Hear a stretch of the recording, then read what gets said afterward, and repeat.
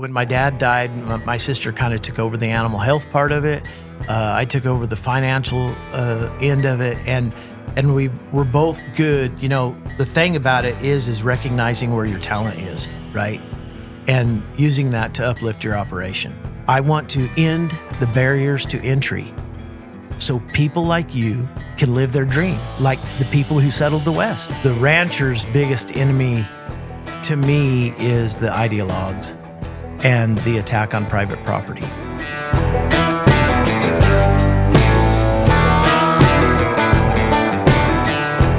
Welcome back to the Wealthy Cowboy Show. Today we have Shad Sullivan on. You've probably seen him on social media or even in mainstream news. He titles himself American Cattle Rancher. I've seen titles Fox News correspondent. He's been on Patrick Bet-David. Glenn Beck, I guess, is where I first saw you. How's it going? It's going good. Thanks for having me here. Yeah, I appreciate it. I'm excited to get into it. Have a good conversation. I want to go before we get into all the politics and all the stuff that I see a lot of your conversations are on. I want to go into your background and your business and kind of set the tone for the authority and where you're coming from. Yeah. Well, I'm just an American cattle rancher. I love America, and I was born into a ranching family in Southeast Colorado. We've been there 5 generations. Actually came from North Texas before the turn of the century, and we've been up there ever since. We were cow-calf people up to the 1950s, and then the drought of the 50s kind of forced a different thought process, and my dad moved over into a yearling operation, and he started buying yearlings out of the South and would bring them clear to Colorado, out of Mississippi, and condition them through the winter and then turn them out on grass. And that's been the protocol for since about 1958, 59. And we've been on the same ranch. Was that kind of like a new kind of operation back then? Well, there were. It's kind of more common now. Yeah, there were certainly a lot of long yearlings in that country. His dad, who I never met, he always told him, he said, "This isn't cow country. We don't get enough rain. The winters are too severe, and we need to do something else." So in the drought of the 1950s, it got so bad that the federal government had to come out and bail them out. They killed some cattle, they bought some cattle, and that really forced a different thought process into utilizing the shortgrass prairies on a seasonal basis, right? And letting it rest for most of the year. So even to this day, we'll only graze that country 1/3 of the year and let it rest for 2/3 of the year. And then after his dad died, and he kind of pushed on and was fairly successful and just kind of built his operation from the ground up, leased a lot of country, bought some nice little ranches, and it was never anything huge, right? And then he started buying those calves out of the South and bringing them up there. And then somewhere around 1988 to 1990, the cost of production just got too high in connection with the severe winters. And he was bringing light calves out of the South up there.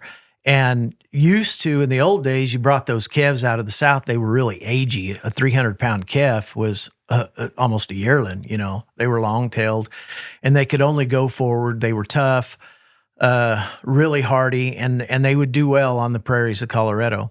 But then, things have changed over the years, and the cattle got younger as far as maturity went, and the cost of production went up. The winters were hard. It was hard to keep calves alive. We had a feed yard, preconditioned yard up there, and then we'd feed them all winter and then turn them out on grass. In about 1989, he said, let's try something a little different and go to East Texas. Well, they started in Mississippi on ryegrass, and that worked okay. But then he kind of found a little better deal with a guy in East Texas, and that turned into a disaster. And come up a couple loads of calves short. at the in the spring. And so we liked the program. We liked the winter. We liked bringing the calves not so far all at once, kind of a midway point. And but he said we can't leave the cattle alone because you can't trust anybody. And so in 1992, we come to North Texas and kind of established roots in Archer County, and just started leasing a lot of. We leased a little feed yard or a grow yard over there, and leased a lot of wheat by the gain in that time. And man, that was, if I remember right, our first year is 26 cents a pound gain. So it's been a while, and we've been there ever since. We stayed with a guy through our word for 10 years, and then we built a facility in 2002, and have been there ever since. And so that's why we really like to keep our cattle program is focused on grazing. We utilize grazing. We don't want to feed. I don't want to feed all year long. I don't want to put hay up all summer and feed it all winter. And so that's why we really utilize a grazing program and go to wheat and then on to grass in Colorado, and then we'll just stay until October 1st, October 5th at the latest and sell, and then we'll start over the next year. But it's a good consistent program. Our cost of gain, we can cheapen it up on the prairies of Colorado. It's a little bit cheaper cost of gain there, and that's why it works. But when the calves are coming out of the winter, they're ready to go. So if we dry wintered them on grass in Colorado, it takes a while to get out of that winter momentum, get their hair off and get them slicked off and going. Mm-hmm. Where when we pull them off of wheat here and send them north, they're ready to go and they rock and roll. So yeah. We upgrade our cattle a lot. We don't buy Colorado natives. We don't buy the northern natives. We buy a number one southern, which would probably be considered by most people a 1.5 in the northern plains, right? But we can upgrade them and make them perform. And we've had the same buyers for 30 years. So they have a little ear on them and stuff. We don't. We try not to get anything exotic. Black and black bald faces, the good red Angus crosses, and a lot of Charolais crosses. So, and they're coming. You're buying them out of the east or the southeast of the country, mm-hmm. and then they're coming to Olney, and then they're going to Colorado. What we do is we pull them in out of the south. I've got an order buyer in Mississippi, and he covers Mississippi, Alabama. And he'll send those calves to Olney to me. I'll wean them. We hold them in the pens.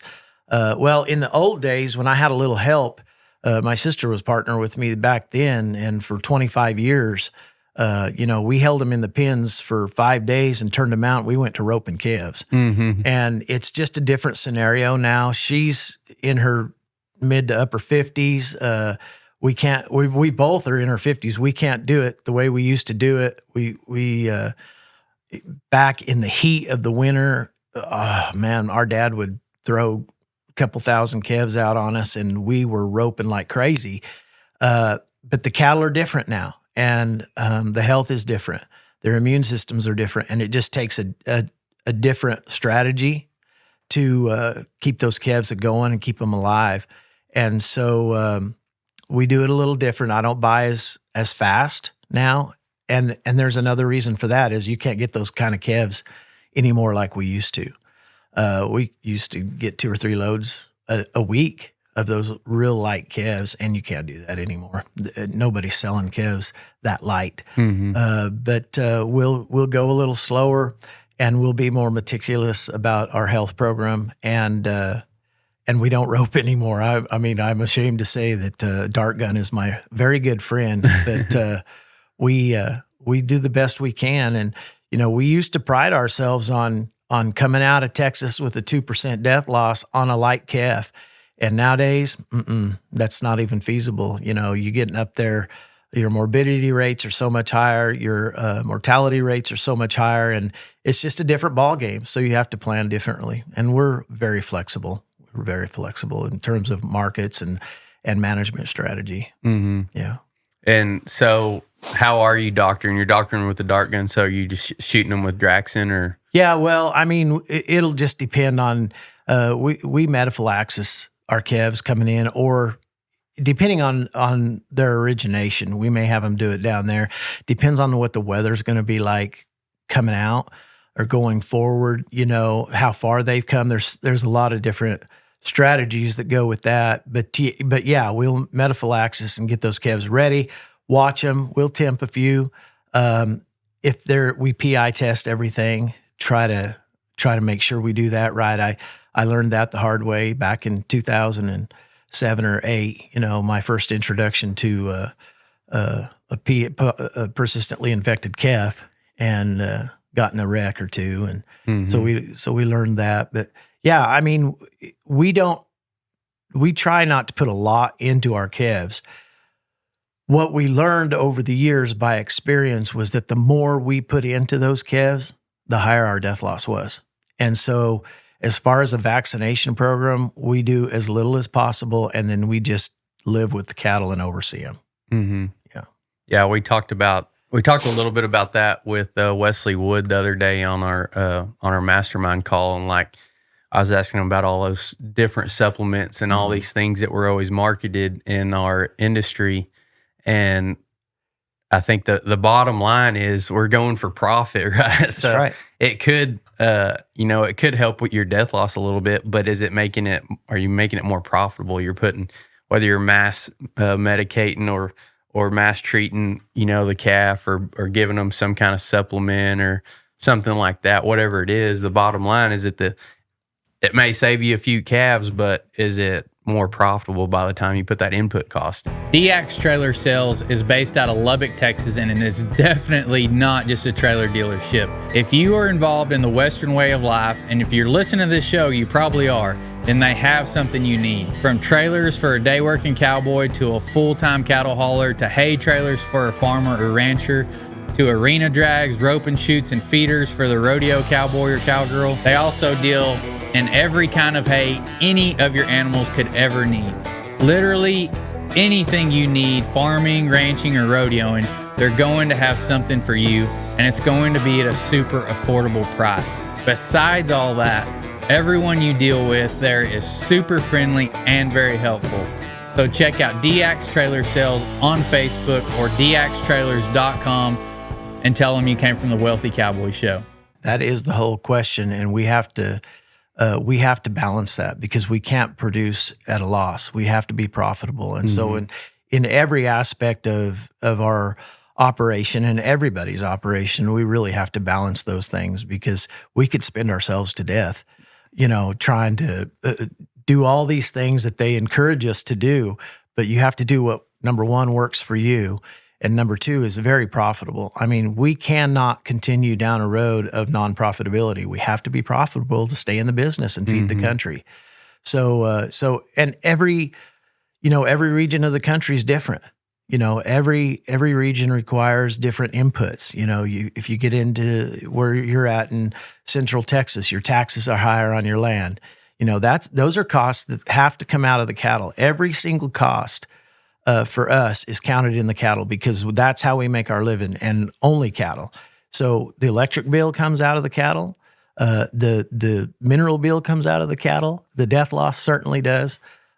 Interest, obviously. And so we have to balance it. Mm-hmm. Yeah. A couple questions before we move forward. Is that all is this all you've ever done? Is your family's deal? Yeah. I mean, your dad, it sounds like your dad moved you down here and put you on this deal. Well, I had, when I graduated from high school, me and my dad did not get along very well. Of course, I was a know-it-all young teenage boy, right? And I told him the day after I graduated from high school, I said, I'm out of here. I ain't putting up with this. And so I did. I left and I went and got me a job building houses, of all things, on the western slope of Colorado. And it was just a 3-month deal in between high school and college, right? And I was going to college, was going to go to college at LCCC in Cheyenne, Wyoming. And it was just a junior college, but I love to judge horses. And so I was going up there to judge.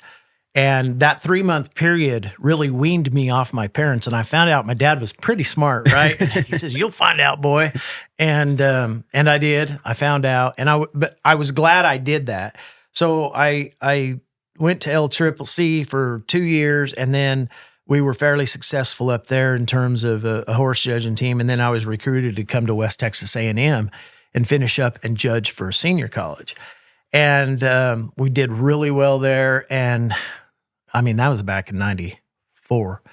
And it was time to get a job. Graduated from college. I wasn't a good student. I didn't care about college. I just wanted to go look at horses, right? And so I got through college, and I had a couple offers to work on a master's degree, one at Texas Tech and one at Middle Tennessee State, to work on my master's degree and coach their horse judging teams. And I was out in Tennessee looking at that, and my dad called me out there, and he goes, "Boy, I think we're going to make some money in this cattle deal. You ought to come home and help me." He was needing help, right? And I thought about it, and I'm like, well, all right. So I came home, and we spent the next 25 years trying to make some money in the cattle business, But, waiting for it to take off. Yeah. But it was good. I'm glad. I know now. He's been dead 15 years. I know now why I'm here. And I'm glad I came back. I'm proud of our roots. I've always been proud of our roots. We've been there on the land a long time, and that's really where I find my identity, is in the land. And so I'm happy I came back. I don't know. I will never know what those lost opportunities would have brought, but at this point, it doesn't matter. So I have been here, yes, ever since, and it's been, ups and downs, peaks and valleys. The one thing that is consistent for me is I truly enjoy the hardships. And, the hardships are so hard that when something rewarding comes along, it's extra special, right? I really enjoy trying to figure it out. I enjoy the management part of it. I really enjoy the financial part of it, and I'm not always successful. I mean, I've had since my dad died, I've gotten us into a couple of really big wrecks, and of course they're not my fault, but the market fall of 2015 got me in a bind, and then again in 19 when the Holcomb fire came about, that kind of hurt us a little bit. We're back. We're 100% now. And it's just part of it. And my dad always told me, he says, "You have to take the good with the bad. You can't jump in and out of this business." And I've kept that in the back of my mind always, because the inconsistency will get you in trouble. So I've taken the losses and I went forward as learning experiences. And some of those things you could control, some of them I couldn't. In 2015, we bought the cattle fairly right. I got a little bit greedy before I hedged, and I never did get to a point where I was really happy with the hedge. And then the thing broke, and man, it was just downhill from there. It was the fastest fall in history. And that hurt. It hurt my pride, and it hurt our operation.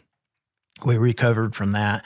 And then of course, the Holcomb plant fire, we lost $20 to $40 a hundred in equity in a 3-day period. And that was nobody's fault. But it hurt. And we've been blessed though. Don't get me wrong. We are very blessed people, and I don't think we'd trade it for anything. I'm getting older. My little boy isn't as excited about production agriculture. I mean, he's only 9, so we don't know, but he's not really excited about production agriculture like we all were when we were kids. But the whole goal is to leave our legacy, leave it available for those who want it behind us. And so that's what we're going to do. Yeah. Yeah.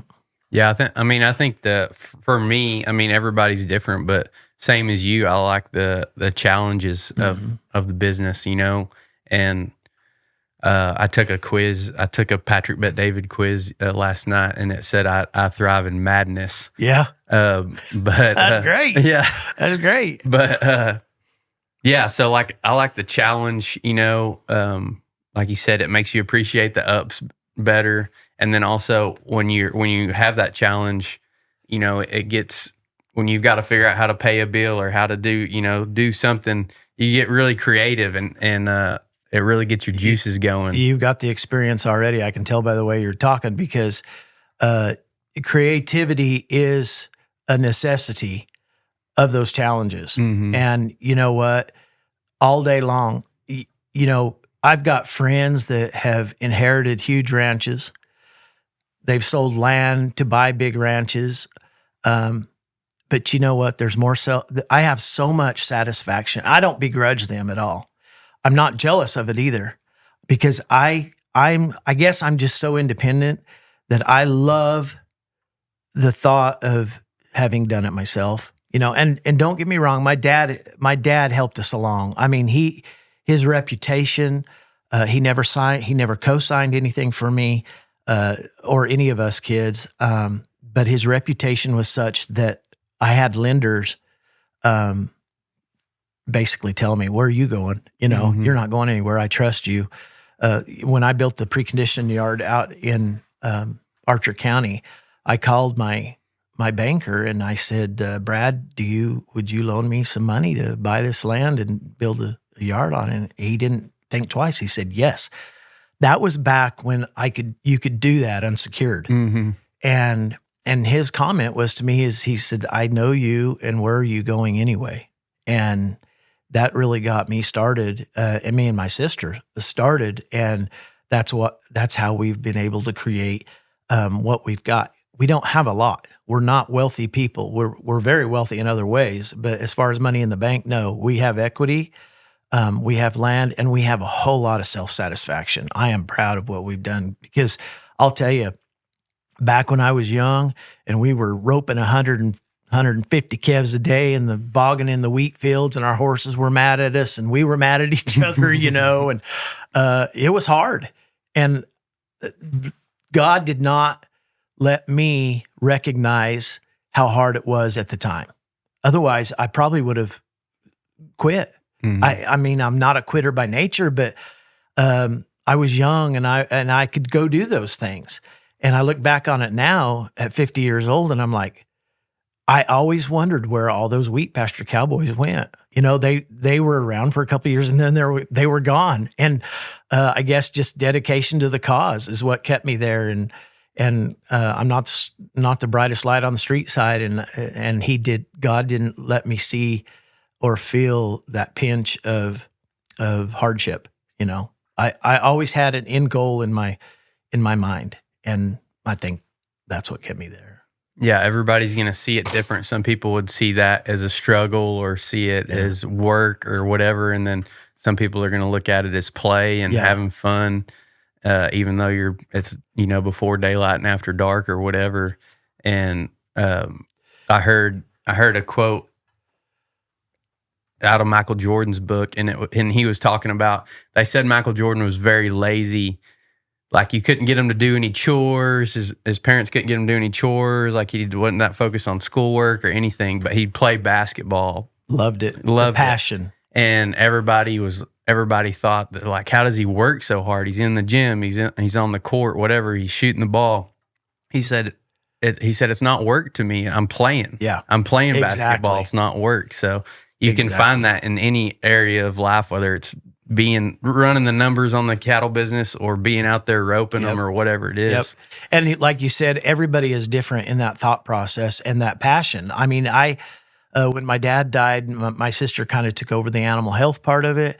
I took over the financial end of it, and we were both good. The thing about it is recognizing where your talent is, right? And using that to uplift your operation. That's what you have to do. And so we both recognized where each other's talents were, and we just went forward. And it doesn't mean there hasn't been hardship. There has been hardship, but overall, I'm just so blessed. And my mom is still alive, and she was one of those women that was born and raised on the prairie. I mean, she is a pioneer woman. She could go out and slaughter a cow a day and not have a problem. But she's really good to do business with. She thinks boy, I hope this doesn't sound too terrible, but she thinks like my dad thought. She thinks like a man. And I think it's because she endured those hardships growing up on the prairie. I mean, they didn't have electricity. They didn't get, they had running water, but they didn't have electricity until she was in high school, up at junior in high school. And they were self-sufficient. They grew their garden, canned their food, and so that gives us a different perspective. And I'm sure you've heard me say more than once, perspectives are different once you get 3 generations away from food production, from actually tilling and toiling on the land. Mm-hmm. And I think that's where the foundation and root of what we do comes from. Mm-hmm. Yeah. Another thing I wanted to ask you was, how did y'all decide on Archer County? Were y'all just looking across Texas or that specific area? So, yeah, I can remember my dad. I think I was a freshman, or I don't know. I was in high school, and my dad had a really good friend down at Presidio, Texas, a cattle buyer friend. And my dad told him what his thoughts were on trying to find a more appropriate place to winter cattle. He wanted a grazing program. He wanted access to wheat or rye, and he wanted to take care of the cattle himself. Right. We were just in a position that we needed to take care of the cattle. And so he had a cattle buyer friend in Presidio, Texas, and he called him and he says, I know a guy that's looking. And it was a guy by the name of Jim Rounsaville at McGargle, Texas. And me and my dad drove down there and visited with Jim, and he had this big old preconditioning lot, and they struck up a deal, and we stayed with them there for 10 years. And then we built our own operation. But the real main reason was he wanted to find where, you didn't have to worry about rain, where rain was more consistent. And it was about a halfway point between our origination and our home in Colorado. And so that's why he kind of chose North Texas in that area. And on that rain, we kind of talked before about the versatility of the yearling operation, how you can just not buy any if it's a bad year, let your place rest or whatever. I always thought it's weird to like what do you do in those times off? Like if you're not gonna, you said like in, what'd you say, 9 through 11, y'all didn't run anything in Colorado. Yeah, so. That's right. So, but I never got out of the game. I never did. We went and leased ranches. My dad, we never owned a lot of land, but my dad, taught us to go get some land, right? The day he died, the statistics were at that point is that I don't know how many acres he had owned. We had lost some land in the 80s. The 80s were bad for my dad, and it kind of sent him spiraling. But in his lifetime, he had leased over 2 million acres across the West. And he had ranches leased in the high country of Colorado and Nebraska, South Dakota. In 2011, he was diagnosed with bone cancer in the fall of 2010. And we put all the calves together here in Texas, and he was just having a hard time. And, I took a chance in May of 2011, and we sent all the cattle to Colorado, even though it hadn't rained.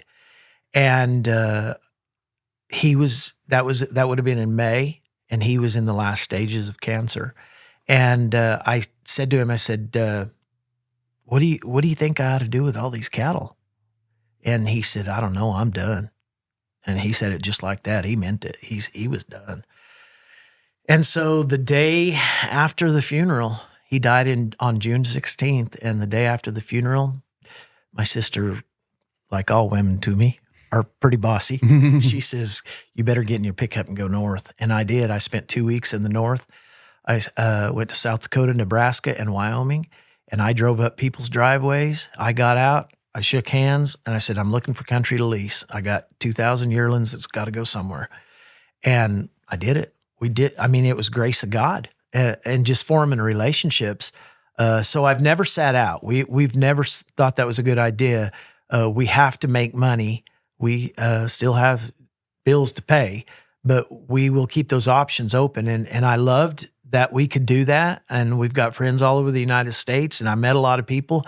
and they took a lot of cattle in for us. And now listen, it was different. You don't have management control. You don't know the country. I can remember I took 500 head to the Pine Ridge of South Dakota and looked at this ranch, and man, they were excited to get the cattle. They were hurting, and it was beautiful. And I'm like, man, this is an oasis. Beautiful. So I'd go up there once a month, check the cattle, look at the cattle. They were taking care of them. And I went up there in August, and it was green and beautiful. And I'm telling you, it was the best thing. I was so excited about it. And I went up there at the end of September to ship them cattle, and they lost 150 pounds. And I was like, holy cow. So I learned there that once the green's gone, it's over, right? And that's not the way it is in Southeast Colorado. But you learn all these different things. And it is hard, Crockett, to lease country now like that. It's just a different day and time. It's hard to compete with the rich people. It's hard to compete with those coming out of state and buying land and not understanding productivity. We have a productive type mind. So we believe that our land should be making its living for us if we take care of it. And that's as these generations pass away from, and I'm not talking about legacy generations. I'm talking about generations, 3 and 4 generations that have owned these ranches, and these kids are not coming back to the ranch. What are they doing? They're selling them. They're selling them for big money, right?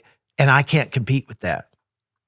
And so then that brings in somebody new who can set those new price standards that I can't compete with. And it brings in a new thought process. It brings in a new productive management skill set. And so everything changes. And so it's not the way it used to be. We used to lease a lot of country, and we could just go out and somebody knew we were looking, and we'd lease a ranch. And it's just not that way anymore. They aren't available. Mm-hmm. So, but we're going to keep going. Yeah.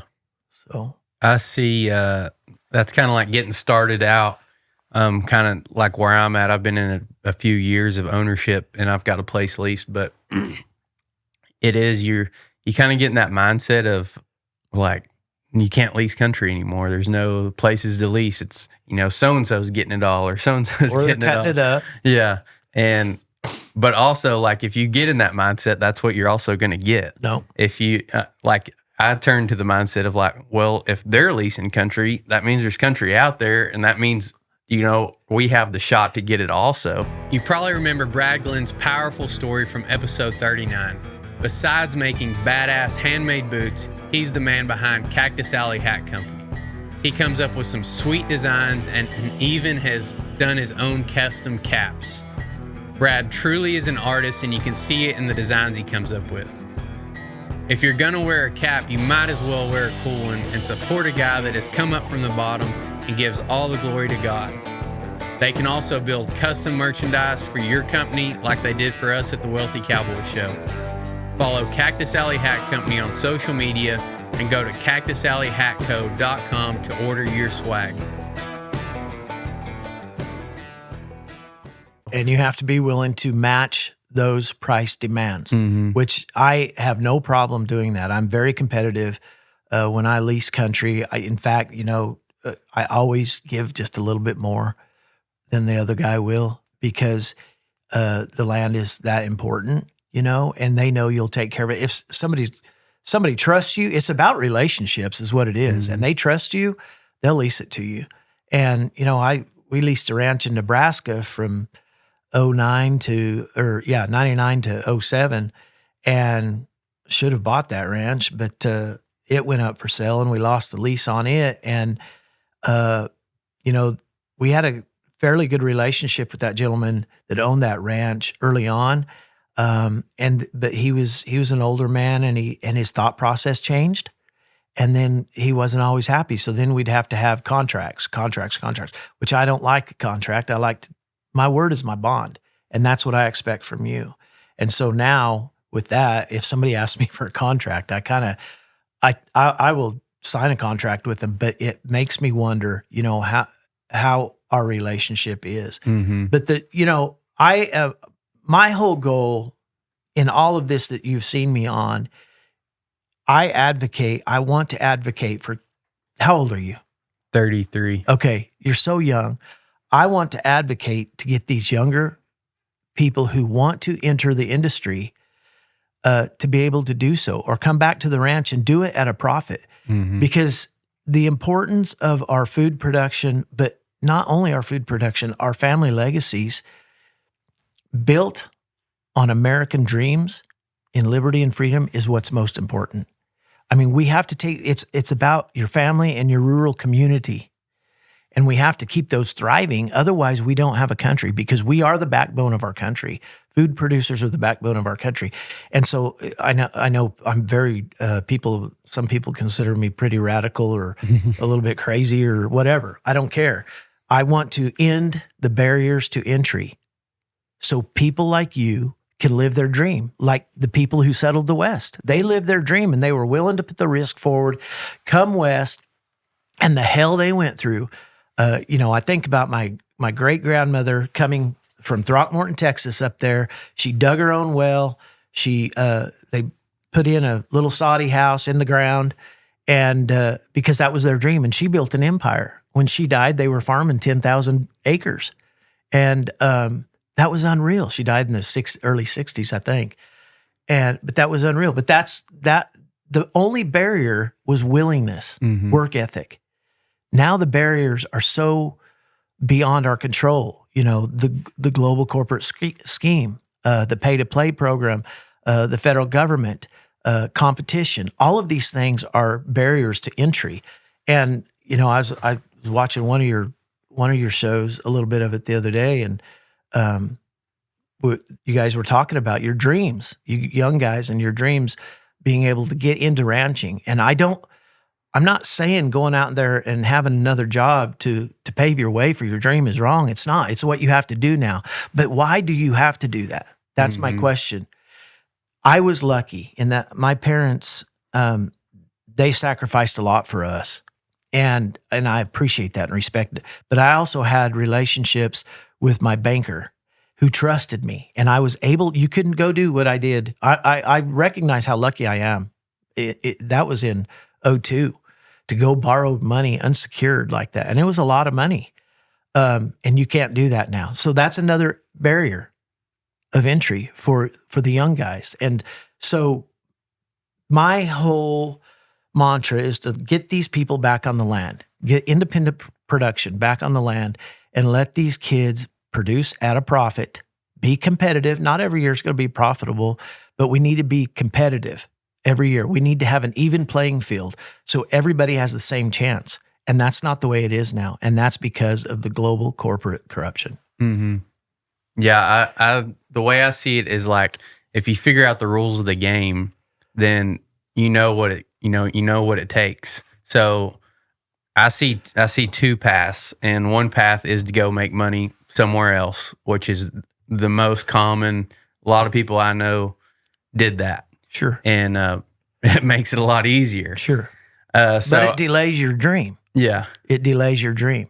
Because when you turn 50, believe me, and you have to have spectacles to read, and you can't hear your wife yelling at you very good, it's a lot different. Your dream is different. And so to delay the dream, I mean, the dream is never give up on your dreams.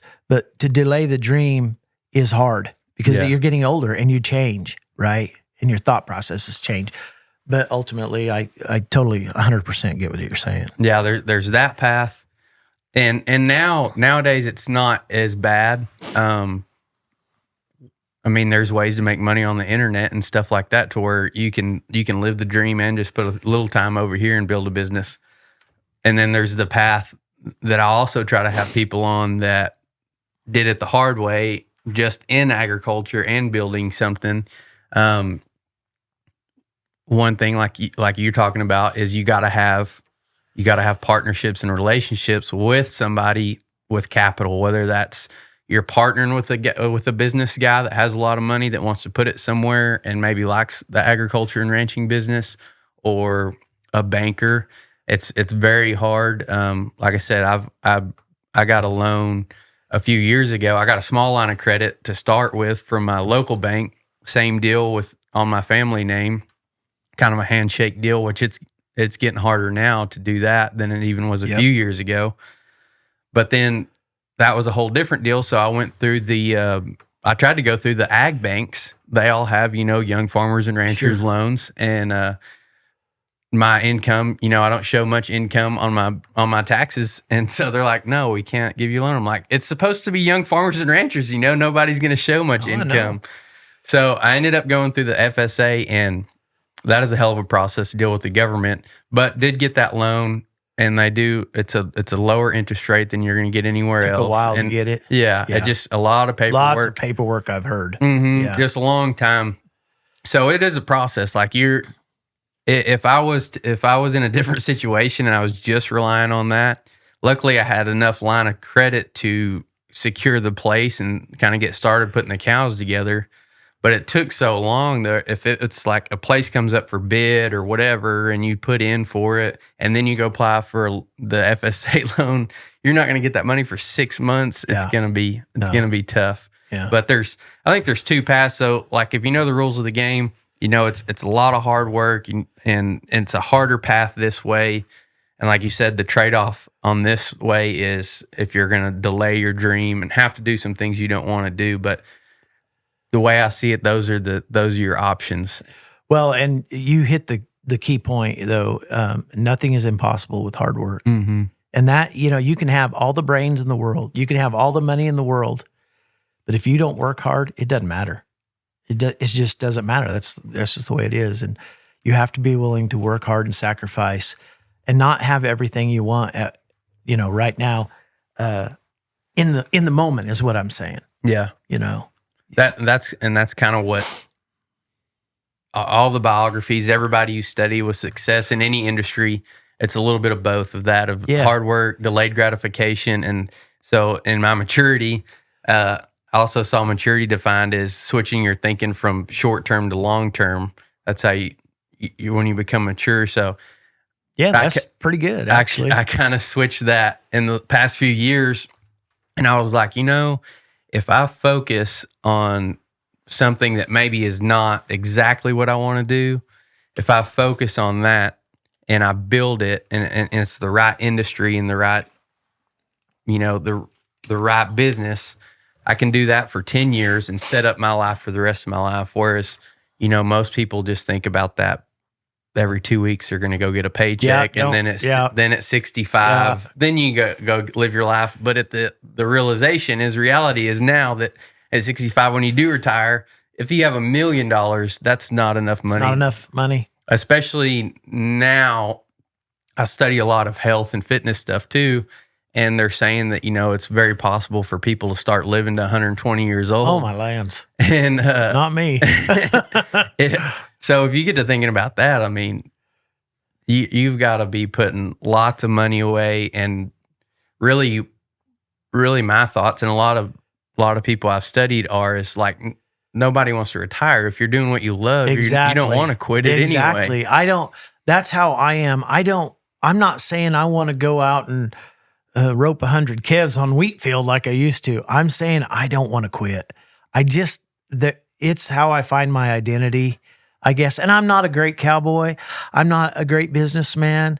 But I just have a love for it that's, I don't know, just built kind of in me. But most of all, now that my thinking has changed, as you talk about maturity, as you mature, I just want to leave something good. Mm-hmm. That's what I want to do. And I have lived a fantastic life. I mean, I've had very little, I've enjoyed pretty good health, and I just want, I don't have to live this anymore. I want my kid or somebody to come behind me and carry the torch, because all of this, I connect all of this with America. I love America, and I love freedom and liberty, and I love preaching about it. But I always say, where there is beef, there is freedom. And that's true. As long as there's beef on the land, we will be a free people. Once they take that off the land, we will not be. Mm-hmm. And so that's kind of where I come from. I just want to leave a legacy of liberty and freedom for those who come behind me. Do you think that the beef could be related to like what happened with the Indians and the buffalo. Once the buffalo were gone, it kind of took the freedom from the Indians. Yeah. That's exactly what's happening. And really, it's the same part of the world too, basically. Yeah. It's ironic that it's kind of two different directions. People don't want cattle on the land, but yet we had 20 million buffalo running the plains, and it's the same exact bovine system, right? Mm-hmm. And so it's not about the cattle. It's not about your carbon footprint. It's not about methane. It's about the land. We cannot be a free people unless we have access to land and resources. It's just the way it is.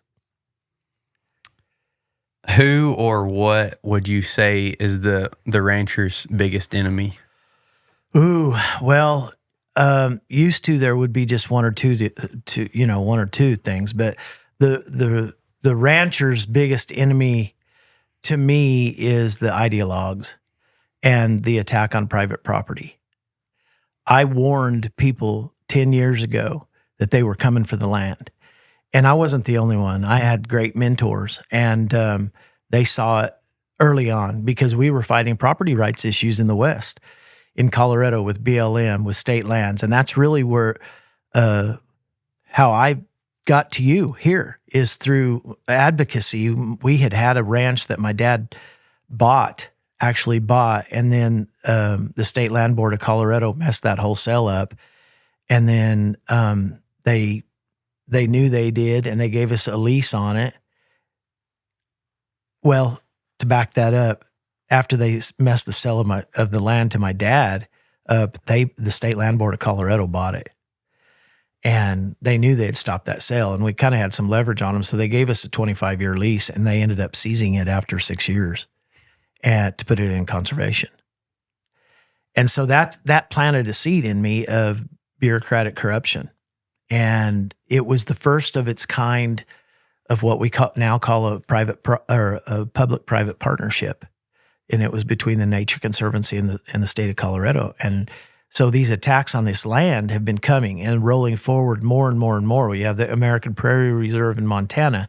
You have the same thing in western South Dakota. You have national heritage areas being forced upon the people without their will and their knowledge. You have conservation easements being implemented on land without the knowledge of what the future development rights or future rights of that land is. And it's all conservation bribery. That's what it is.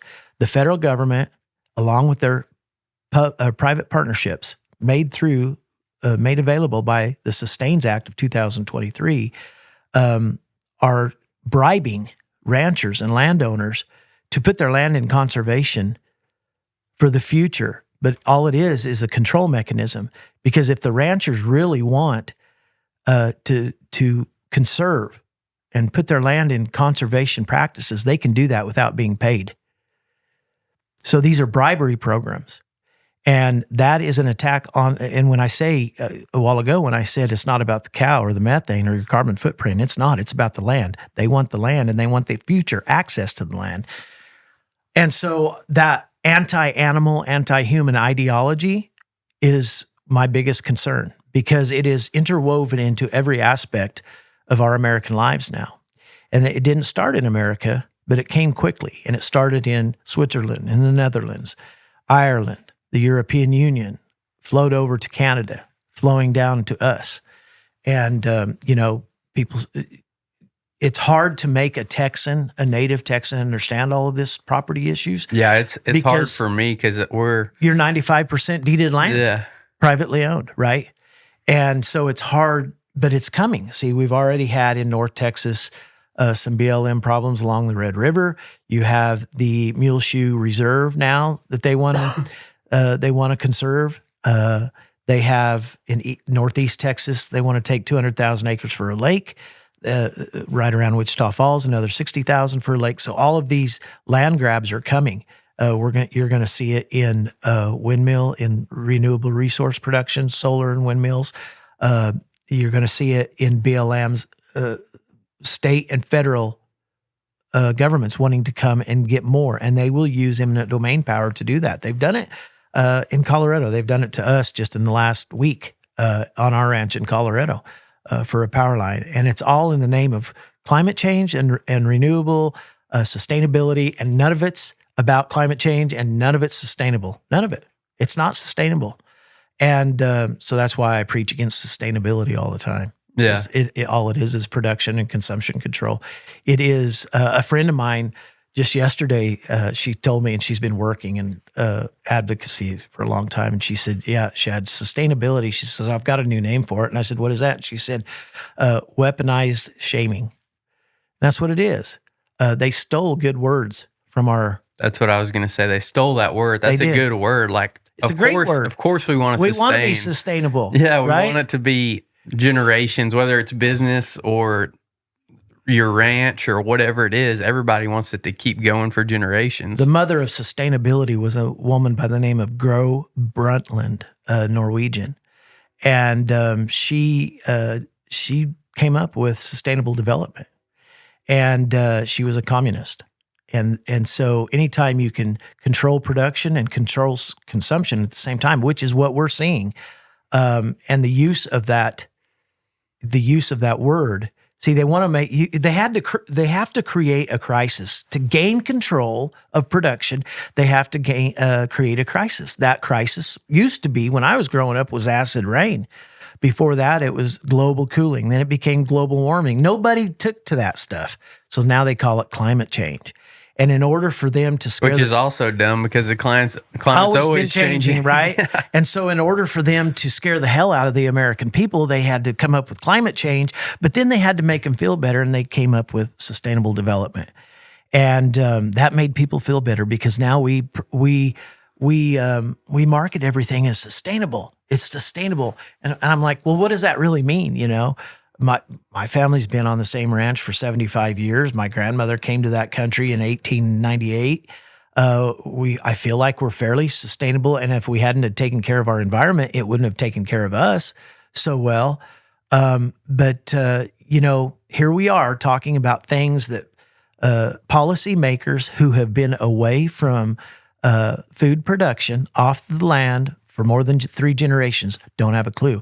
And that's where we're running into trouble, is the policymakers don't understand food production and really liberty and freedom. Because once you get away from food production, you don't understand liberty and freedom. Do you think that's the biggest thing, is the education? Yeah, I think so. And that's what we have seen come from the global elite down through the United Nations and into our colleges and universities. It's all a pay-to-play program, Crockett, from the top down. And our government is not from the top down. We are from the people up. Mm-hmm. And that's where the confusion has been switched around. And so we have all of this control coming from the top down, from the UN or from the global elite into the UN. And then the UN has their foot soldiers, and those foot soldiers have their foot soldiers. And some of those are trade organizations, colleges and universities, public-private partnerships, all of that.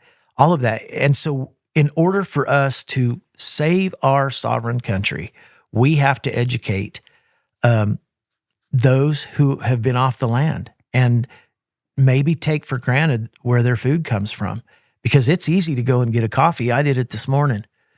It's easy to go get some breakfast, but when all that's not there, what's going to happen? And we are taking so much land out of production, putting it into renewable resources like solar and windmills energy, and we're taking that production off the land. They're bribing us to become energy producers instead of food producers. The ground floor of this is food production. We have to remember that. So yeah, it could get pretty wild here if we're not real careful. But we have to get our hands dirty. And man, I'm not a politician. I don't want to be a politician, but young people like you, I feel like, and I put me in there too. I have an obligation. I did not serve my country in the military, but there are men and women who bled and died for us.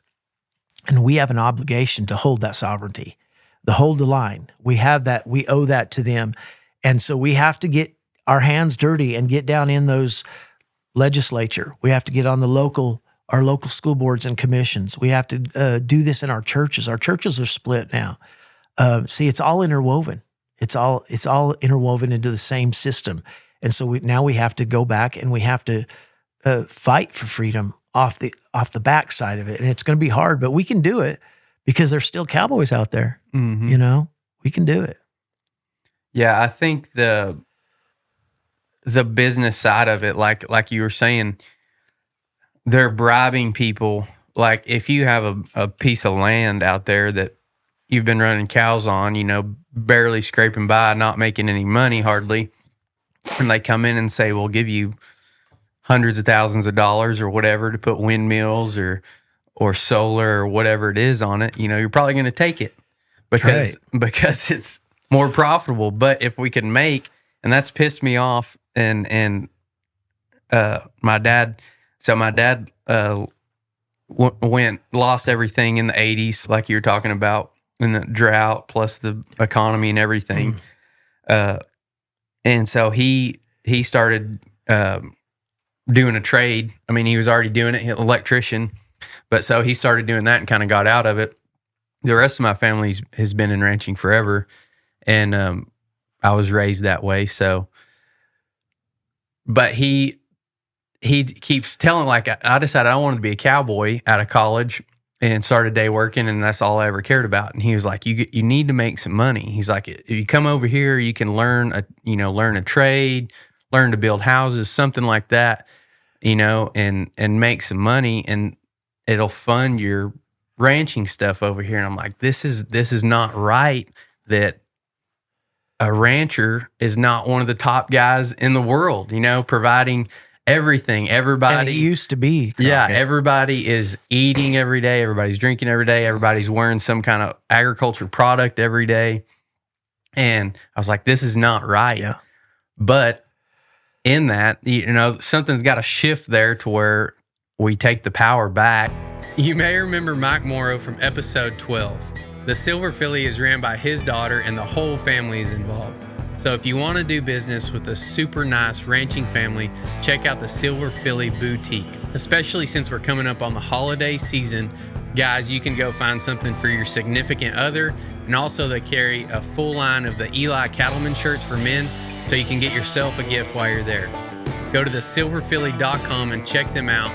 Or you can check them out on Facebook, Instagram, and TikTok.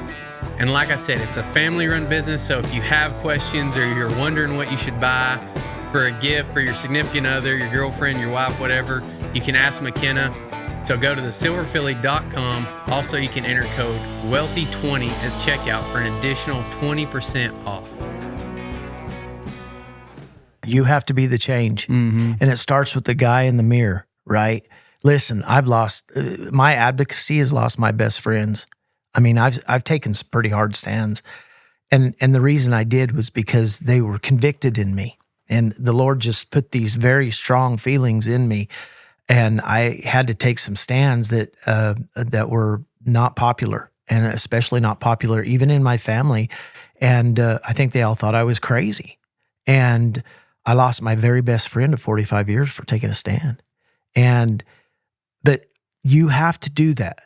You know, it's not about you. It's about your country, and it's about your legacy. Do you have kids, Crockett? Mm-hmm. Yeah.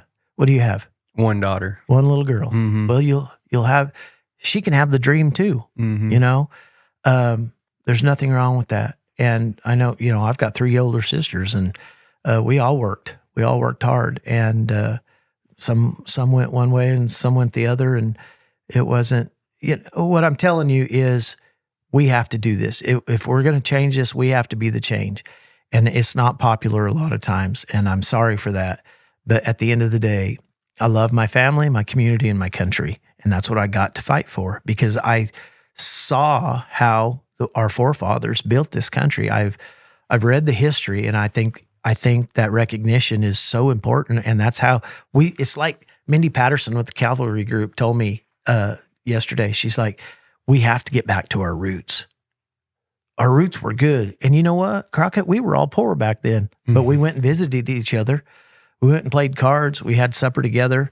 It wasn't all about making money. And let me just tell you, I love to make money. Don't get me wrong. But I don't find my identity in my wealth. I find my identity in the land and who I am and what I'm going to leave behind. The wealth is just God's favor upon you.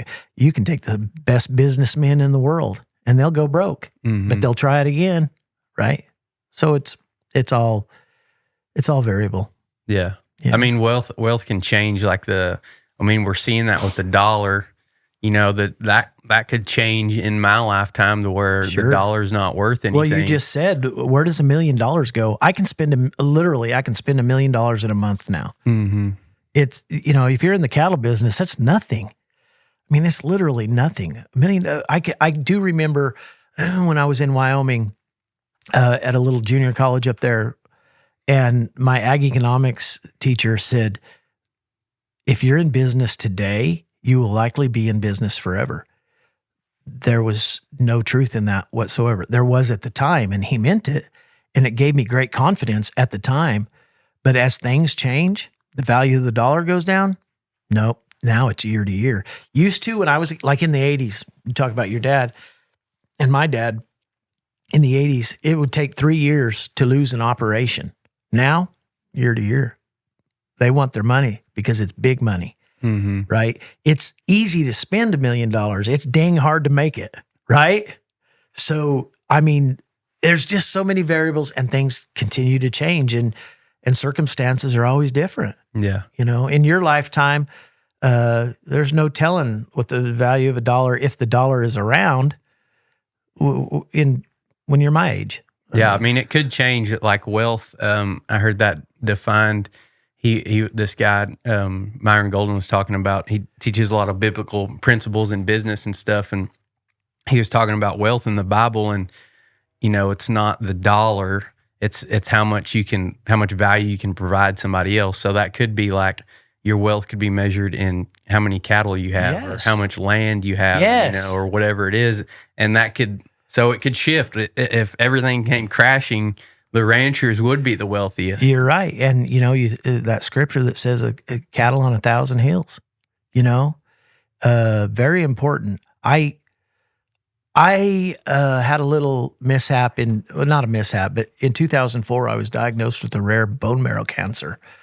And I have fought that for 20 years. They gave me 10 years to live. And, thankfully, I had youth and technology on my side. Now, I still fight it, but that changed my perspective because my goal as a 22-year-old young man coming back to the ranch was that I wanted to be a millionaire by the time I was 30. Mm-hmm. Well, that surpassed me in a hurry. That was long gone. But then when you go through these health issues that bring reality and mortality to your thought process. Because when you're young, I never thought, whatever, I'm going to live forever. I have all this future ahead of me. And then when you get, when you get that diagnosis and they're like, well, we're really not sure what you have, but you have something wrong. And you're like, well, what is it? And it just changes. And so I have enjoyed, other than that fight, I have enjoyed good health. And I feel like I'm a very wealthy man because of that. I have a 9-year-old boy that is just the sweetest young man, most respectful young man. And I feel like I'm a wealthy man because of that. My wife is super smart, helps me so much in my operation. And I feel like I'm wealthy because of that. Mm-hmm. So, wealth is all in the eye of the beholder. But to gain personal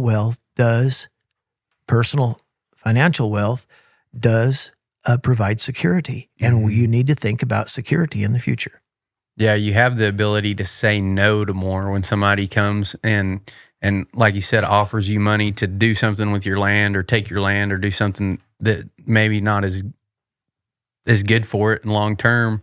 You have the ability to have more leverage. Yeah. You can say, no, I'm not doing that. Or, if the cattle market goes down and you don't think you're going to get the value from selling, you can keep them or market them in different, market your steers some other way and keep your heifers back and breed them. You just have more freedom. And that's, we measure it in dollars. Everybody thinks about making more dollars, but really it's about, the end goal. Like I value freedom. So that's powerful. The dollar if I made $10 a day and I could do whatever I wanted and not be limited, I'm not talking about flying on a private jet all the time or something, but just do my day-to-day life and not have not any restrictions there, that would be fine with me. But maybe it takes $10,000 or $1,000 a day or whatever. So we think about it in dollars, but really the end goal is, for me, is freedom. It could be something different for somebody else. Freedom and time have value. Mm-hmm. I mean, and they have a lot of value, because if you're if you're going to work for somebody and you're making $1,000 a week, and that's what you're going to make, no matter what your effort is, what you put into it, you're a set standard right there. It's basically serfdom. But if you're making $10 a day and you have the freedom to do more, see, it's all right here. To me, that $10 a day allows you to do more, to gain more, which gives you not only more freedom, but more time to create that. Mm-hmm. And that's a huge gift, Crockett. I mean, like you said, wealth is a different standard for everybody. I want to be filthy rich, but I don't have the expectation to. My wife says, it ain't in it for us, Shad. It ain't in it for us. And I think she's right. But listen, I don't go hungry. I have a beautiful home. We have land. We drive a nice car.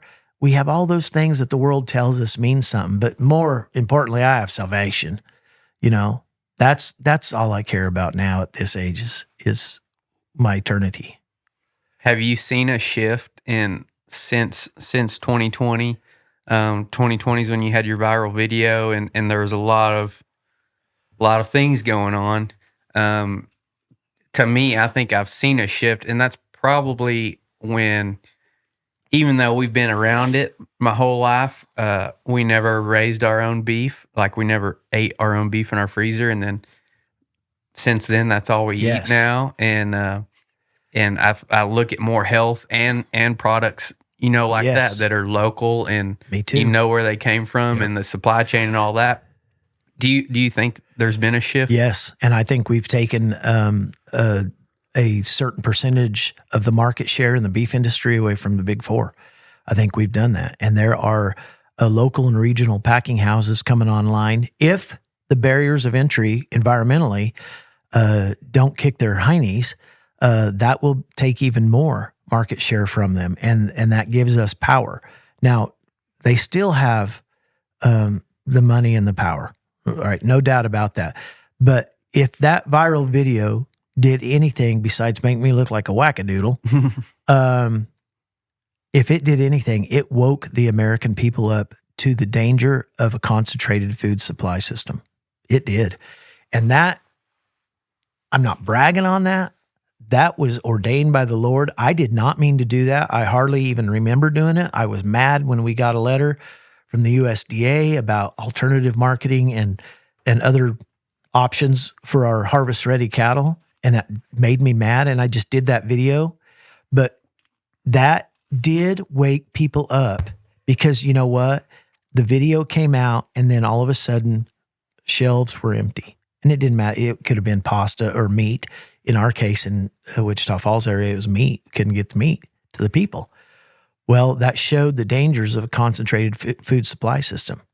And so we have changed, and we've changed our way of thinking, and we've shown that we have more of an ability to, we're more willing to buy a local, more expensive product, because especially conservatives know the importance of buying American and local, because it keeps their communities alive. And I'm willing to give a little more as I can. It doesn't mean I'm not going to go broke someday. I could go broke and couldn't afford nothing. But if I can afford it, I'm buying local, and I'm propping my local economy up. And I mean, when I say local, my very close local people. So yes, we have seen a mindset and a shift in that, and people are making money selling this beef. I do mine a little different. We sell beef by the pound or by half or whole. I don't advertise. I am not going to ship. I'm too old. I don't want to do any of that stuff. But I have a base of customers that love that love our product, and I want to make our product affordable for those who can't afford it on another level. If they were buying, if they were having it shipped to them, I sell a ribeye steak, grass finished, for $9 a pound. You couldn't find that anywhere else. I want the common man to be able to afford our beef, and so that's why we keep it at a very competitive price. And with that, we have taken market share from the Big Four, which I love.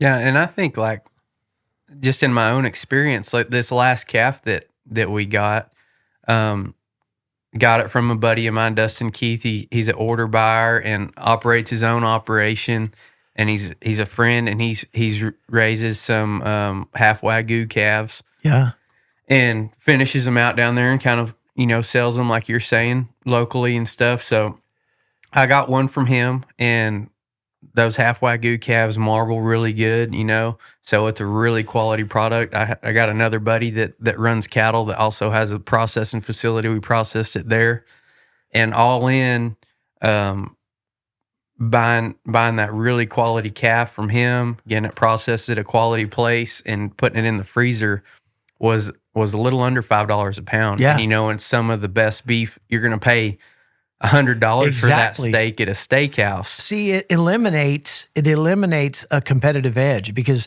there are lower income people who love our product that can't afford it. And if you got $100 a pound steak, there's very few people that can afford that. That's just a certain set of people. I watched your show with the kid that opened up the new store with the storefront. That was very interesting.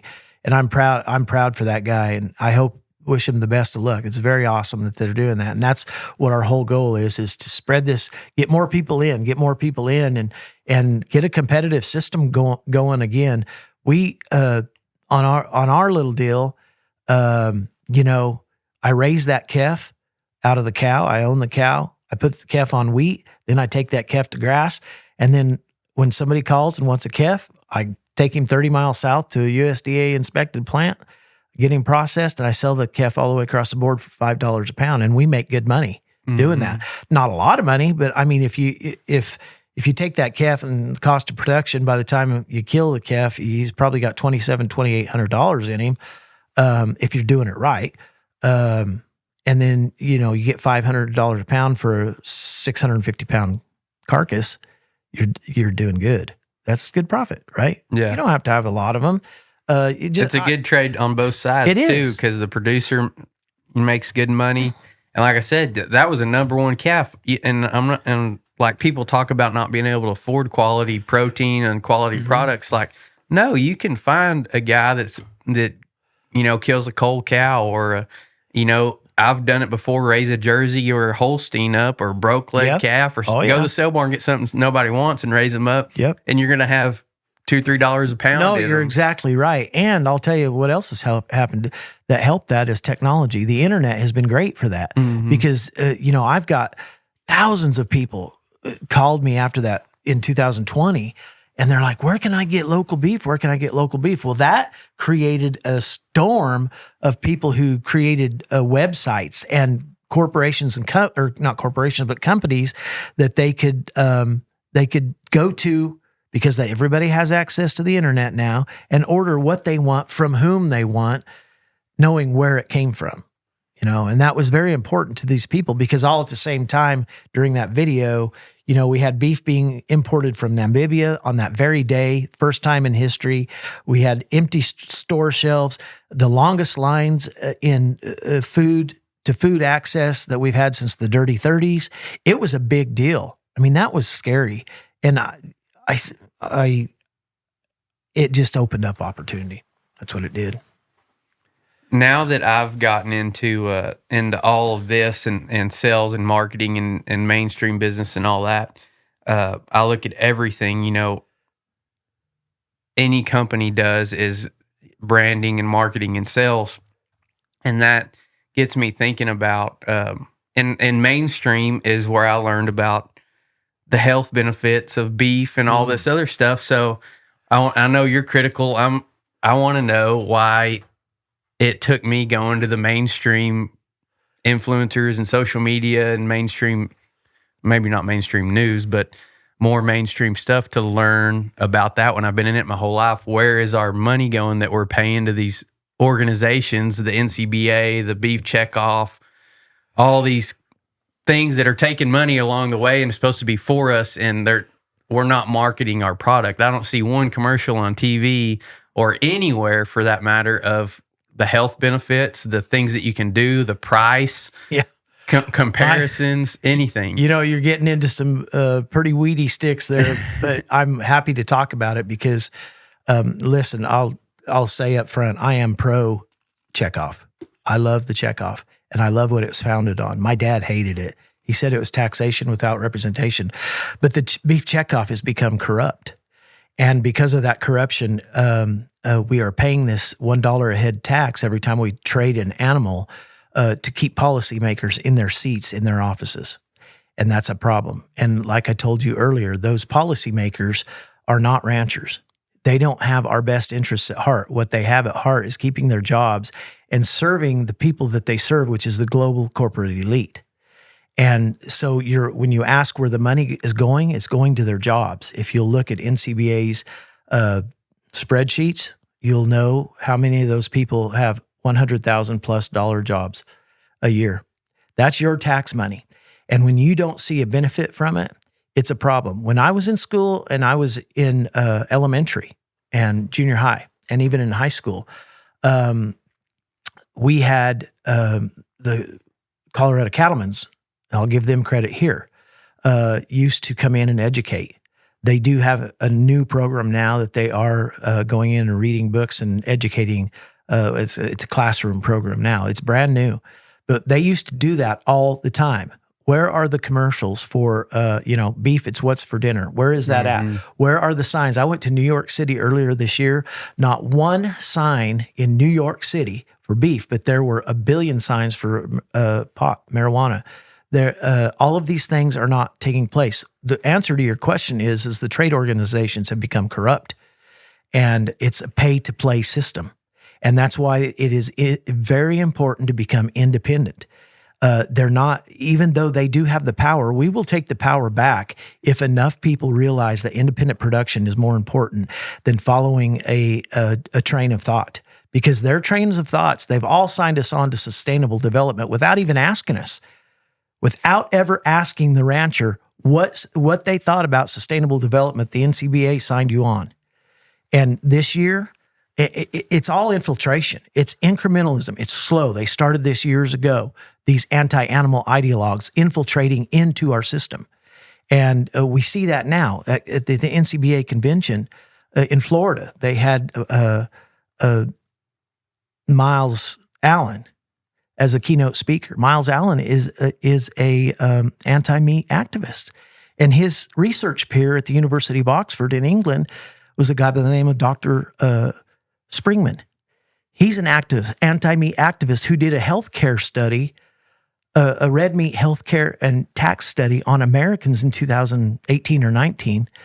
And that study was published by the Public Library of Science, which was founded and by Miles Brown, who is the CEO of Impossible Meats. You see how that infiltration works from the top down? It's a problem. And the hierarchy in trade organizations are not allowing producers to be educated, number one, about the truth of it and to do something about it. My local Farm Bureau people over there in Archer County are freaking awesome people, and they have some really great policy that they bring to the hierarchy, and it gets shot down every time.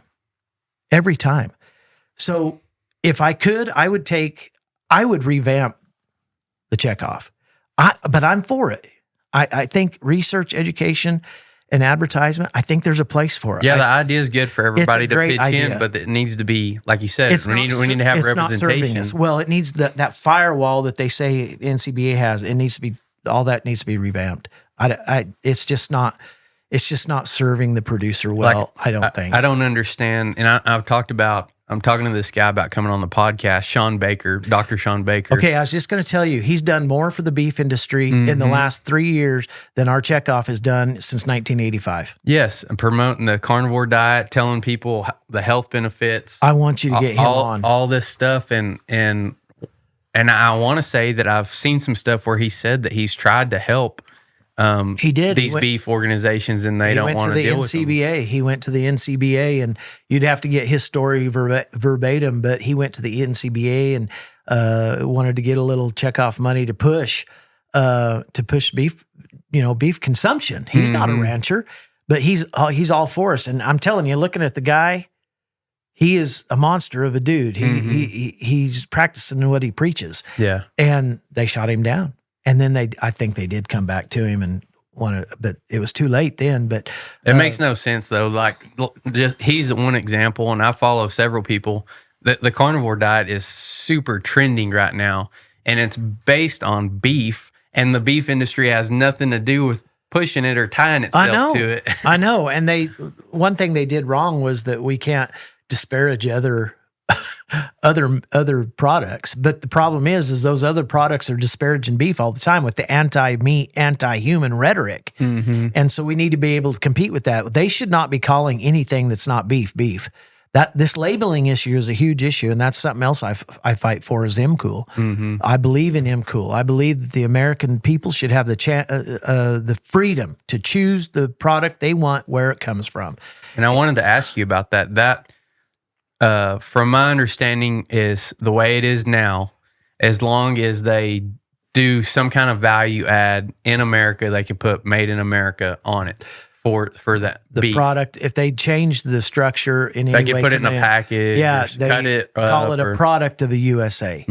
Product of the USA, but it does not require a country of origin label. But your shirt does. Yeah, your boots do, unless they're handmade. These caps are sitting right here. They certainly do. And people argue with me. They're like, well, that's too much government interference for MCOOL. And the difference is between MCOOL and traceability is MCOOL is a freedom maker. We've created laws. The Constitution guarantees laws that create the ability to be a free country, right? So we've created laws that uphold freedom and liberty. MCOOL is one of them. Traceability has nothing to do with freedom. It's a freedom taker. It's all about entering your data. And that's the difference between traceability and MCOOL, or at least from the way I see it. And people will argue with me a lot, and that's fine. I don't argue much. I just say what's on my mind. But we certainly need some things to change. And I think, again, I'll go with you. Starts right in the mirror. Be the change. And take the heat, but be strong, and never give up your convictions. Never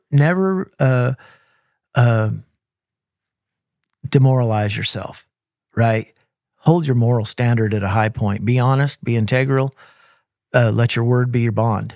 And I think we can turn this thing around and win. I really think we can get back to our American roots. That country of origin labeling, what would that do for like the inbranded steers that come across, and they're born over there, but they come across, and that's one of the arguments of they're born over there, but they're raised over here, and they go to the feedlot here. Well, but they're born over there, so it would still be a Mexican product. That would just that's one of the big arguments. Well, I think also like we'll just do it, and if you do it clearly and transparently, and you're going to stick to it, then that would. But see, they don't want the differentiation. You see, they want to that is a lower cost product, right? But if it doesn't have an MCOOL label on it, a country of origin label on it, they can sell it as a product of the USA at the higher cost. See, but there will be a set of people if it had the country of origin label on it, and it's a lower cost, there is a set of people that's going to buy the cheaper meat. It's all about freedom of choice. But by that, they can throw that meat on the American product and market that Mexican kef with the northern kef and get the same price. But and I think like on the other side of it though, you also have the freedom, because we probably both know a lot of guys that run Mexican yearlings,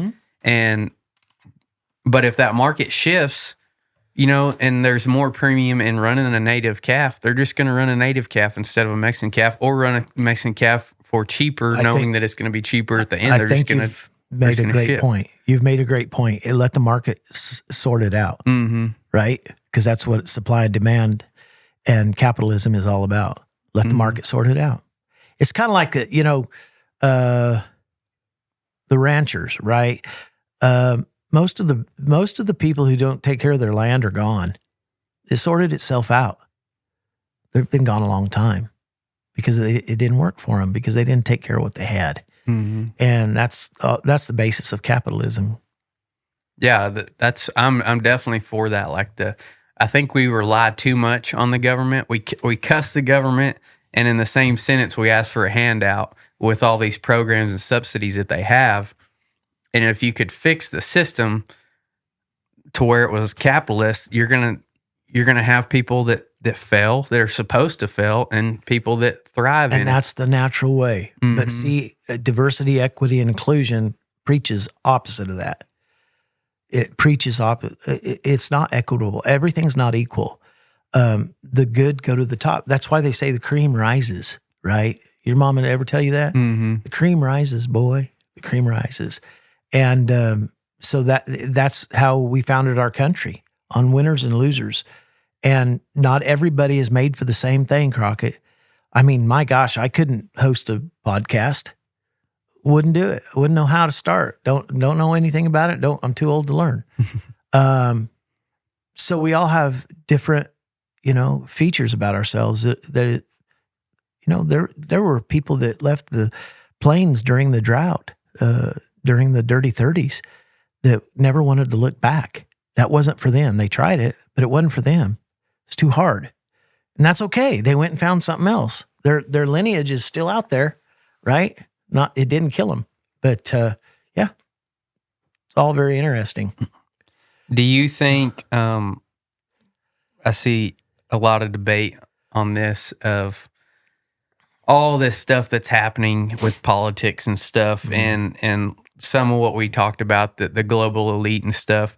Do you think a lot of this stuff is just ignorance and people not knowing and being so disconnected from the food supply, or is it also evil? People with evil and bad intentions. Trail Ridge Cattle Company is on a mission to make beef jerky like your grandpa ate. Austin Tarrant, who you heard on episode 33, like many of us, loves beef. He's been in the cattle business. He now has a meat market and has now started Trail Ridge Cattle Company with his partner. Most of us think of jerky as a healthy snack, but if you actually look at the labels of most jerkies in a convenience store, you'd probably be confused as to what all the ingredients are. Austin developed the jerky at Trail Ridge by only using top quality products and not taking any shortcuts in the whole process that lower the quality of the product. If you're looking for a healthy, nutritious snack, check out Trail Ridge Cattle Company beef jerky at trjerky.com. If you love beef like me, you'll want to keep a couple bags in every pickup that you have. Well, you hit on two good points. So it is a disconnect for sure. It's a lack of it's a little bit of ignorance, just not knowing. It's a little bit of people just trying to make a living day to day. They don't want to get involved. Their focus is to pay their bills and raise their kids, put food on the table, right? So then we don't get involved. And then there is that spiritual aspect of evil. And we are living in those days of hey, this was all prophesied that we will live in these days. And so there is for sure an antichrist spirit roaming quickly around the world. And the reason you can say that is because the same things are happening everywhere, right? We see the same war on beef and war on farming in the European Union and the African Union as we do here. It's the same antichrist spirit. And so it all works in tandem for the end goal. And the end goal is authoritarianism, Marxism, antichrist, and me and you being gone. That's the end goal. Have you ever read the book Outwitting the Devil? I have not. Have you heard of it at all? I haven't. Napoleon Hill that he wrote, Think and Grow Rich, Laws of Success.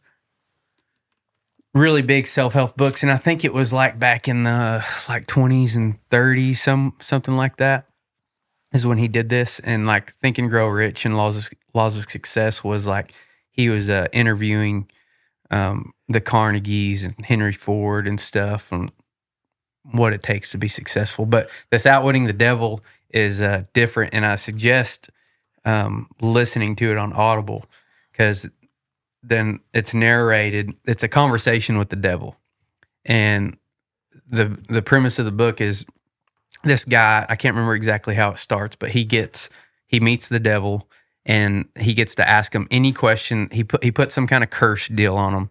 It's kind of fictional, but he put some kind of curse on him. The devil has to answer any question this guy asks with full truth. And so this guy asks, what would you do if you were going to do this and that and all this?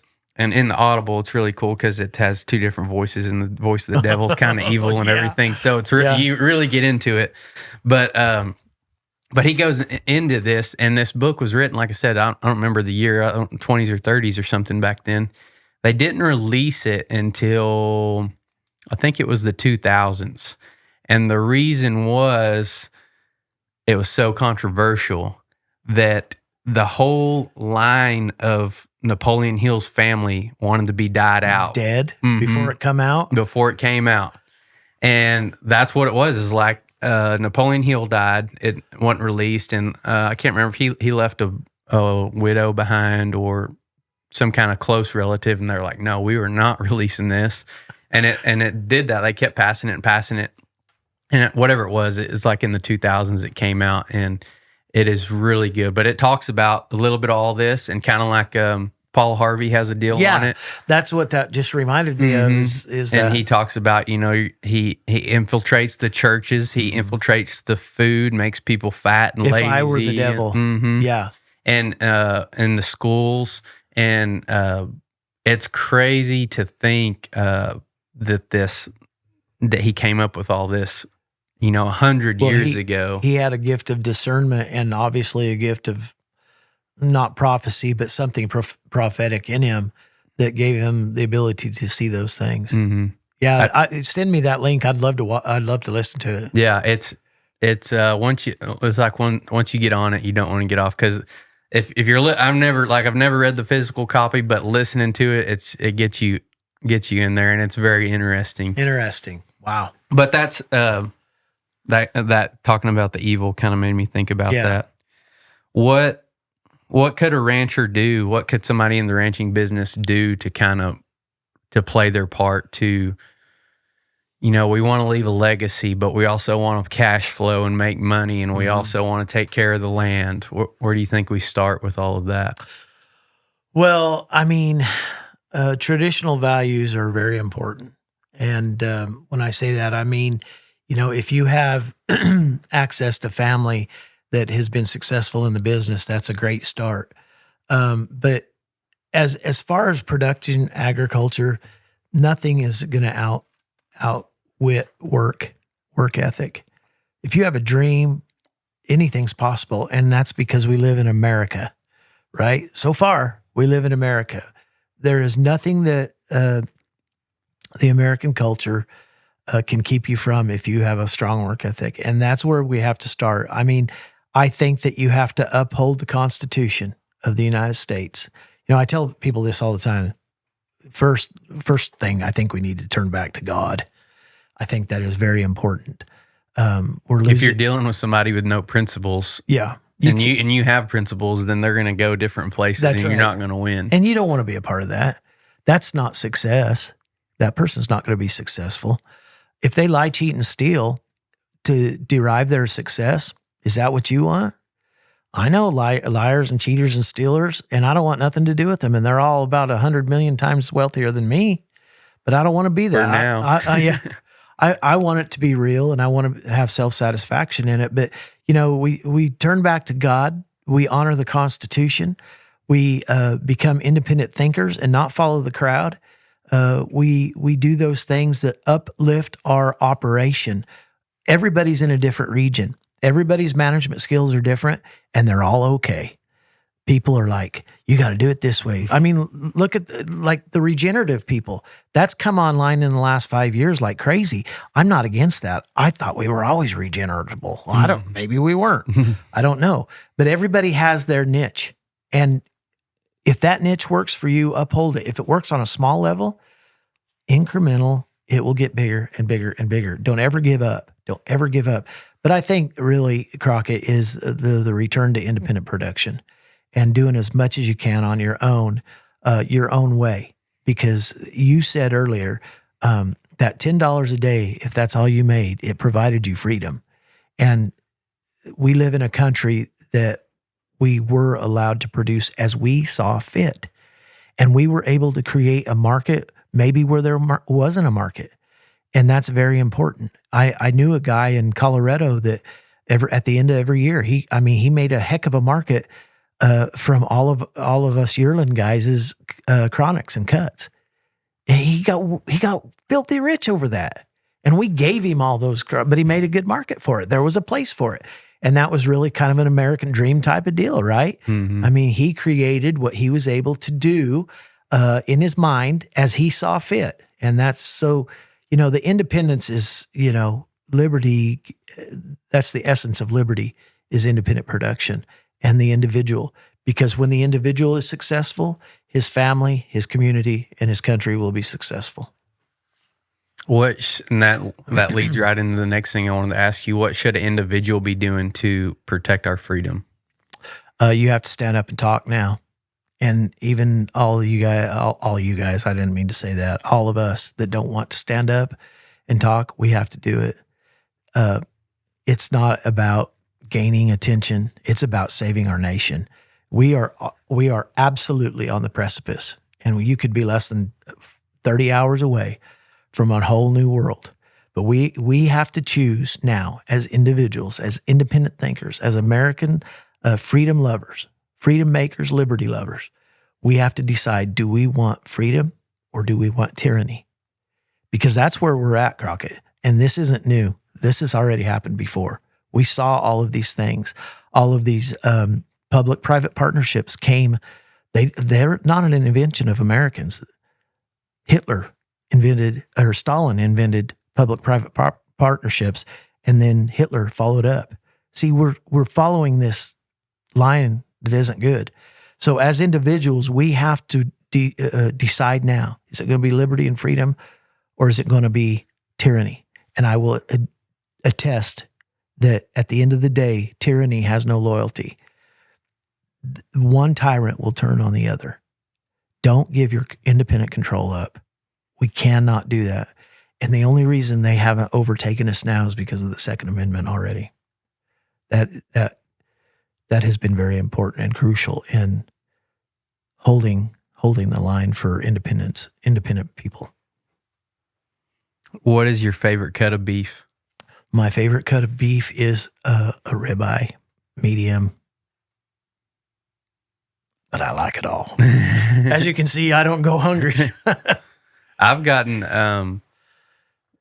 started liking ribeyes more. I just don't like all that fat. I like a sirloin or a strip steak, filet. I've gotten to now, beef is mainly all I eat, and ground beef, burger patties. Jeez. Yeah, us too. At our house, we do not eat any. I mean, it's not that we're against chicken or anything like that. We just eat beef because we have beef, and we don't buy any meat at our house. And but I have a secret, and I get in trouble. My wife and the matriarch of our operation sees some of the bills, and I love to go to a nice steakhouse and get a big old charred ribeye. I just love the flavor of a charred ribeye, that saltiness and that earthiness, So yeah, that's my favorite. What's your favorite steakhouse? As far as chain steakhouses, or we don't have a lot of options where I'm from. So a chain steakhouse where we're from, both in Colorado and in Texas, is Texas Roadhouse, right? It's pretty consistent, but I love to come to Fort Worth and try them all. I think my very favorite though is Perini's. That's my very good. That's my, and you got the environment. And then, just the rusticness of it, but that I've never had a bad meal at Perini's ever. And I didn't go spend, $250 on a steak, it's just more of a rancher's place. It's a cowboy place. Yeah. And I would argue that the steak there's, just as good or better than Del Frisco's or any of the ones here. I think so too. And I like Del Frisco's, but man, you go in there, you got to save your money up, right? But it's a great place, and I've been there 4 or 5 times, and also, I don't know, back in the day when I was younger, I loved to go to the Riata in Fort Worth. I love that place, but if it's good beef, I don't shy away from it. Yeah. It's tough for me. I mean, I either want a burger or to know if I'm going out to eat, I'll get a burger unless it's going to be, I know it's going to be a good steak at a, quality steakhouse. That's the way. Because at home you can have a hamburger at home. I love to go out and I love a great big, thick, beautiful, fatty ribeye. And I don't sell that, but a lot of people, we eat it at home, but a lot of people prefer a less fatty piece of meat. But I just love what that, I don't know. There's a lot of it. It takes me back to my roots, Crockett, and just there's a lot of nostalgia in that for me. Yeah, it's weird. You're part of some programs. I know you've talked about like some petitions and stuff going on, and then also I believe there was a website you could go find local producers. Yeah. I used to sit on the board of directors at RCAF USA, and we have a website called usabeef.org, and you can go anywhere in the nation. Any producer in the nation, don't have to be a member of RCAF, can put their program on that website. And then if there's a consumer, say in Houston, looking for somebody local, they just type their name and address in, get you somebody local. Yeah, that's a pretty cool one. There is a very important petition against the EID mandate out right now. You can go to the RCAF USA website. Representative Harriet Hagman is helping lead on that lawsuit. New Civil Liberties Alliance is on that, RCAF USA, and one other. But we're just trying to stop that EID mandate right now. And that's all just like you kind of mentioned earlier, data collection. Yeah, that's data collection. And, they're talking it's for disease traceability. But the truth is we have a very robust disease traceability system already in place in the United States. And so, with some of us that have voiced our concern on it, they're saying, well, it's only for breeding age cattle going across state lines, 18 months and older. Well, if we already have a disease traceability program, why do we just need that? But see, it's not just that, it's incrementalism. And we know that on the APHIS website, they already want to control or have data on every animal from birth to plate.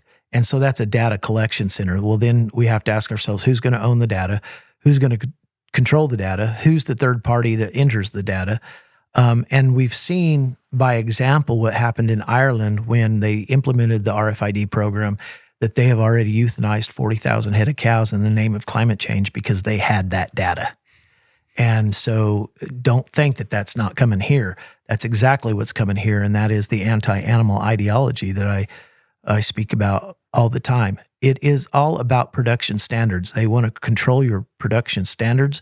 They want to, we learned this from Jim Mundorf at Lonesome Lambs, monitor and verify. And the verification process on that is very dangerous because you have to pay a third-party auditor to verify all that stuff, and then his rules are subjective. And under the veil of sustainability, you're never going to be good enough. It's called continuous improvement, and that's their whole mantra. is you will never be good enough. Once you get to a certain standard, they'll raise it, they'll raise it, they'll raise it. And they only want certain players in the beef industry. And it's not the guys who are going against the grain. It's the guys who go with the grain and produce on a volume scale for the global one world market. And so, that data, something that people don't realize when the government has your data, and the pet industry has already gone through this with the Pet Cares Act. That third-party verification is then stored in a data system, probably maintained and controlled by the government, maybe a third party. In the cattle industry, it'll be a third party. But then that would open up that data to FOIA requests by nefarious organizations and people, and then all of your data is all over the internet. Mm-hmm. And so there goes privacy and independence, right?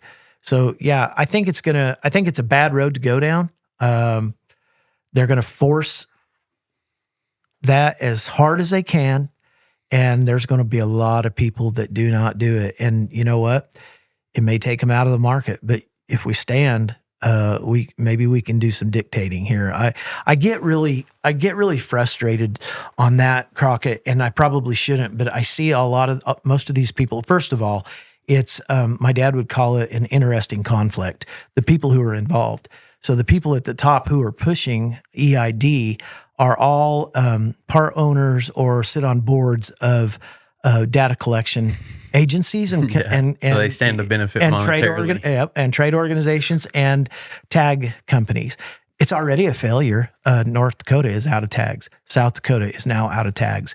So it's already a failure. Like every government, everything that government touches. But the problem with it is, Crockett, is you have these policymakers at the top that don't have any production experience. One guy I know that sat on that traceability committee is pushing that traceability. And he said in 2011, he said, we can wave a wand and know how many cattle you have on your ranch. Yep, that's the problem. That's not their business. That is not their business. And nobody needs to know that.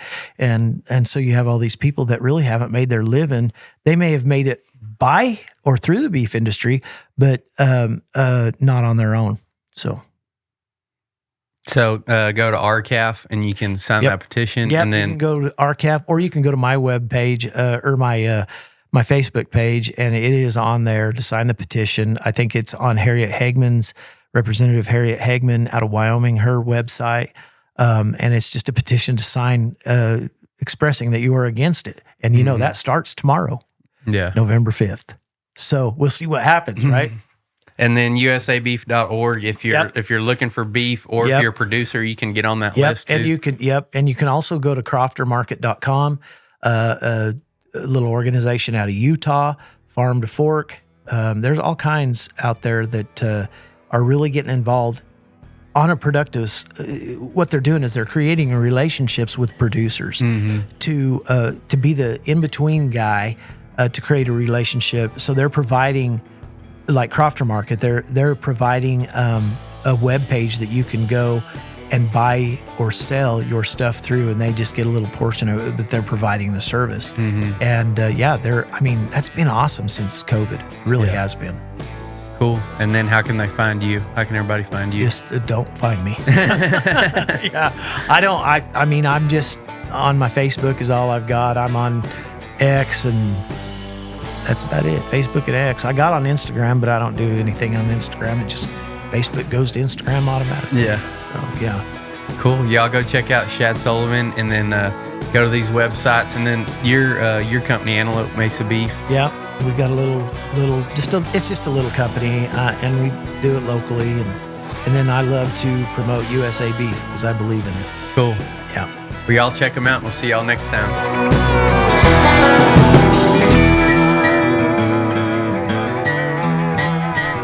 A mastermind has the sole purpose of getting you further, faster, and that's exactly what we're doing with the Wealthy Cowboy Show Mastermind. It is for the person that's ready to start out building their business, or someone just looking to get their business to the next level. We will have live Q&A calls that you can ask past and future guests questions that relate specifically to you. You'll also hear ideas and be able to network with people that could open you up to a completely different way of thinking that could change your life. Click the link below if you're looking to go to the next level in business and in life.